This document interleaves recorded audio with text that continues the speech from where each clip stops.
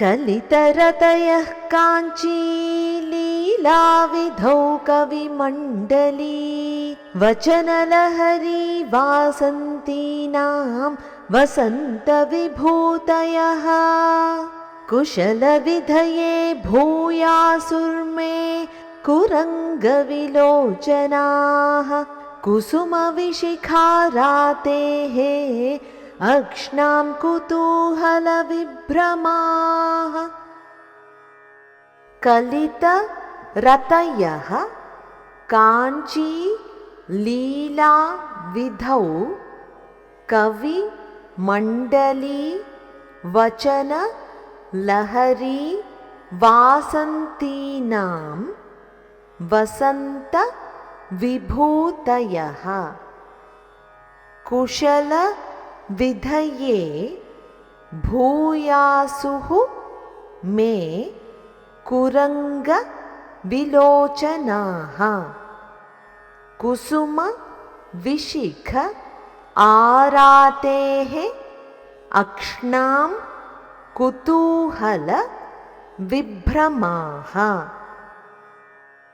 కాంచీపుర క్షేత్రంలో లీలా విలాసాలను చూపించటంలో మిక్కిలి ఆసక్తి కలిగి ఉన్నవి.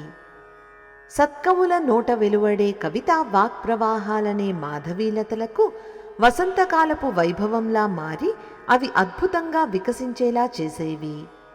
అంటే సత్కవులకు దివ్యమైన కవిత్వధారలను అనుగ్రహించేవి.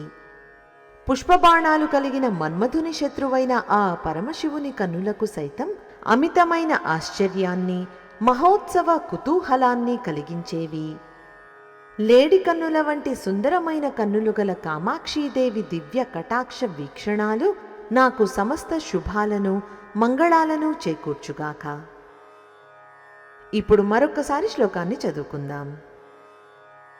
कलितरतयः काञ्ची लीलाविधौ कविमण्डली वचनलहरी वासन्तीनां वसन्तविभूतयः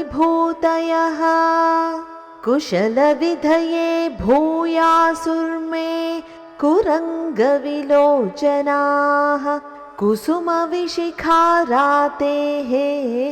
अक्ष्णां कुतूहलविभ्रमाः।